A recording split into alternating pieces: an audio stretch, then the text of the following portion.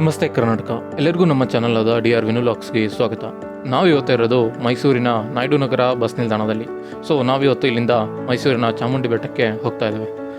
ನಾವು ಬಸ್ಗೆ ಹತ್ಬಿಟ್ಟು ಅಲ್ಲಿಂದ ನಮ್ಮ ಡೇ ಪಾಸ್ನ ತಗೊಂಡು ನಮ್ಮ ಜರ್ನಿನ ಶುರು ಮಾಡಿದ್ವಿ. ಡೇ ಪಾಸ್ಗೆ ಮೈಸೂರಲ್ಲಿ 60 ರೂಪೀಸ್ ಆಗುತ್ತೆ. ಒಂದಿನ ನೀವು ಎಲ್ಲಿ ಬೇಕಾದರೂ ಸುತ್ತಾಡ್ಬೋದು. ನಮ್ಮ ಜರ್ನಿ ಇಲ್ಲಿಂದ ಶುರು ಆಗ್ತಾ ಇದೆ.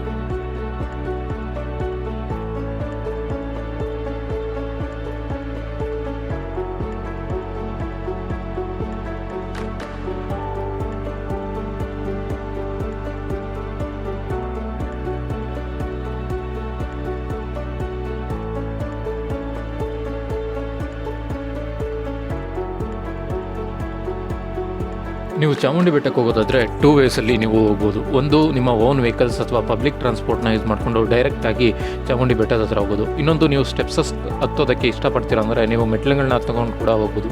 ಮೆಟ್ಲು ಹತ್ತೋದು ಇಲ್ಲಿಂದ ಶುರು ಆಗ್ತದೆ. ನಾವು ಮೆಟ್ಲು ಹತ್ಕೊಂಡು ಹೋಗೋಕ್ಕೆ ಅಂತ ಹೊರಟ್ವಿ. ಇದರಲ್ಲಿ ಟೋಟಲಾಗಿ 1000+ ಸ್ಟೆಪ್ಸ್ ಇದೆ, ಅಂದರೆ 1000ಕ್ಕೂ ಹೆಚ್ಚು ಮೆಟ್ಲುಗಳಿದೆ. ಮೆಟ್ಲನ್ನ ಹತ್ತೋದು ಒಂದು ಒಳ್ಳೆ ಎಕ್ಸ್ಪೀರಿಯನ್ಸ್ ಆಗಿತ್ತು. ನಾವು ಮೆಟ್ಲುಗಳನ್ನ ಹತ್ಕೊಂಡು ಚಾಮುಂಡಿ ಬೆಟ್ಟನ ರೀಚ್ ಆದ್ವಿ.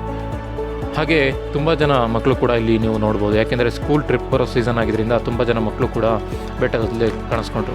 ಇಲ್ಲಿಂದ ನಾವು ಡೈರೆಕ್ಟಾಗಿ ಹೋಗಿದ್ದು ಕ್ಯೂ ಅಲ್ಲಿ ನಿಲ್ಲೋಣ ಅಂತ.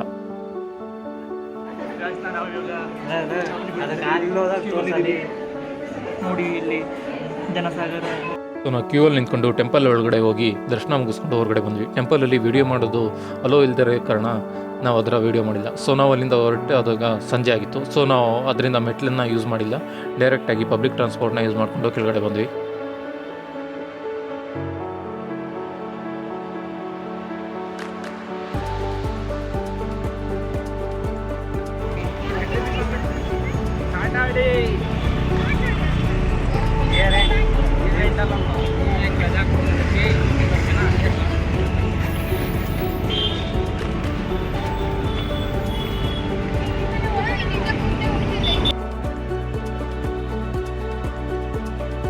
ನಾವು ನೆಕ್ಸ್ಟ್ ಹೋಗಿದ್ದು ಮೈಸೂರು ದಸರಾ ವಸ್ತು ಪ್ರದರ್ಶನಕ್ಕೆ, ಅಂದರೆ ಎಕ್ಸಿಬಿಷನ್ಗೆ. ಇದು ಸಂಜೆ ಮೇಲೆ ಓಪನ್ ಇರುತ್ತೆ. ಸಂಜೆಯಿಂದ ರಾತ್ರಿ 11 ಗಂಟೆ ತನಕ ಇದು ಓಪನ್ ಇರುತ್ತೆ.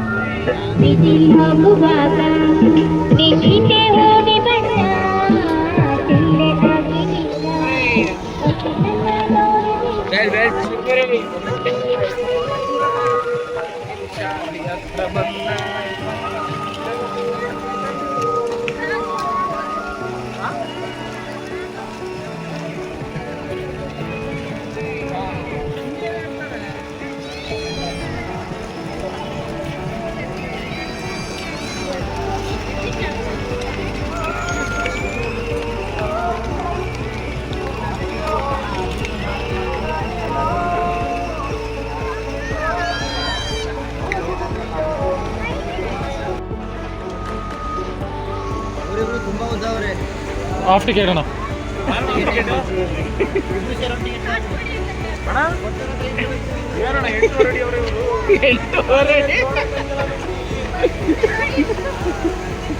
ಎಕ್ಸಿಬಿಷನ್ ಒಳಗಡೆ ಹೋಗೋದಕ್ಕೆ ಕೂಡ ಎಂಟ್ರಿ ಫೀಸ್ ಅಂತ ಇರುತ್ತೆ. ಎಕ್ಸಿಬಿಷನ್ ಒಳಗಡೆ ಹೋಗೋದಕ್ಕೆ ಎಂಟ್ರಿ ಫೀಸ್ 40 ರೂಪಾಯಿ ಆಗಿರುತ್ತೆ.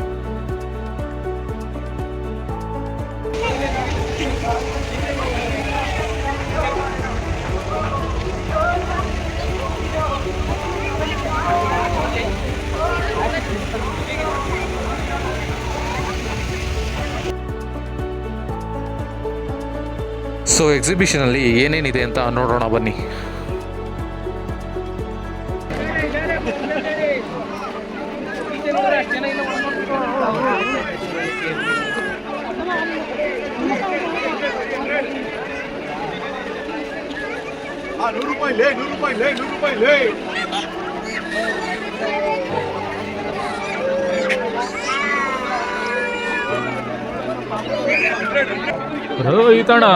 ರೋಹಿತಣ ಮಗಳೇ.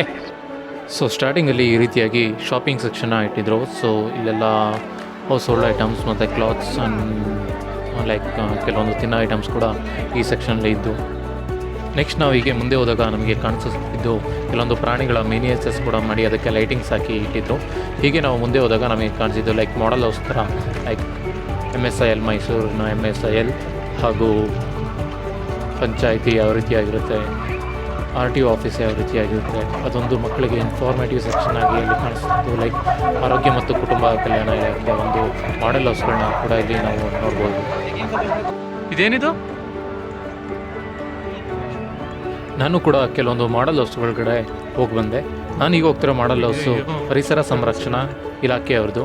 ಸೊ ಇದರಲ್ಲಿ ಯಾವುದ್ಯಾವುದು ಪರಿಸರಕ್ಕೆ ಹಾನಿಕಾರಕ ಮತ್ತು ಯಾವುದಾದೊಂದು ಪರಿಸರಕ್ಕೆ ಒಳ್ಳೆಯದು ಅನ್ನೋದನ್ನು ಕ್ಲಿಯರಾಗಿ ತೋರಿಸಿದ್ರು. ನಾವು ಬಳಸುವ ಪಟಾಕಿಗಳು ಯಾವ ರೀತಿಯಾಗಿ ಪರಿಸರದ ಮೇಲೆ ಎಫೆಕ್ಟ್ ಆಗುತ್ತೆ ಮತ್ತು ಯಾವ ರೀತಿಯಾದ ಪಟಾಕಿಗಳನ್ನ ನಾವು ಯೂಸ್ ಮಾಡಬೇಕು, ಅದೇ ರೀತಿಯಾಗಿ ತುಂಬ ವಸ್ತುಗಳ ಇನ್ಫಾರ್ಮೇಷನ್ನ ಈ ಮಾಡೆಲ್ ಹೌಸಲ್ಲಿ ಹೇಳಿದರು.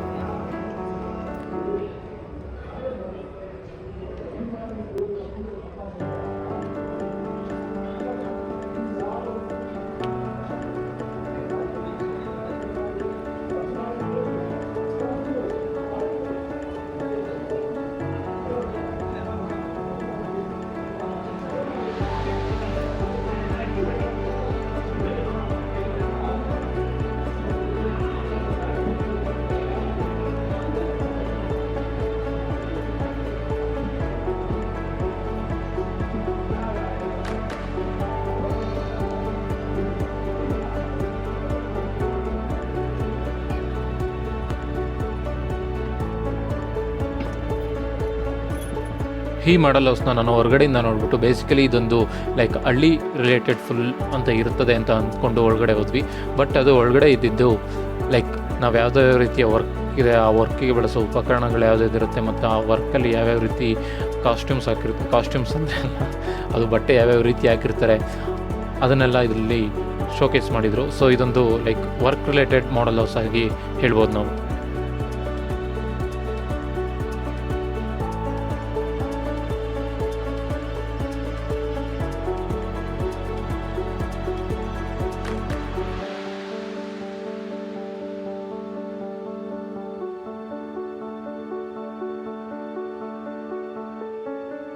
ಸೊ ನಾವು ಇದೆಲ್ಲ ನೋಡಿಕೊಂಡು ಕೊನೆಯದಾಗಿ ಎಕ್ಸಿಟ್ ಆಗಬೇಕು ಅಂತ ಹೋಗ್ಬೇಕಾದ್ರೆ ನಮಗೆ ಕಾಣಿಸ್ತಿದ್ದು ಮೈಸೂರು ಅರಮನೆಯ ಒಂದು ಮಿನಿಯೇಚರ್ ಮಾಡೆಲ್ ಹೌಸ್.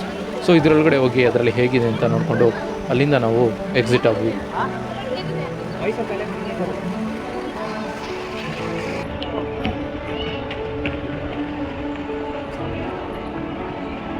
ಸೊ ಈ ರೀತಿಯಾಗಿ ನಾವು ಈ ದಿನನ ಎಂಡ್ ಮಾಡಿದ್ವಿ.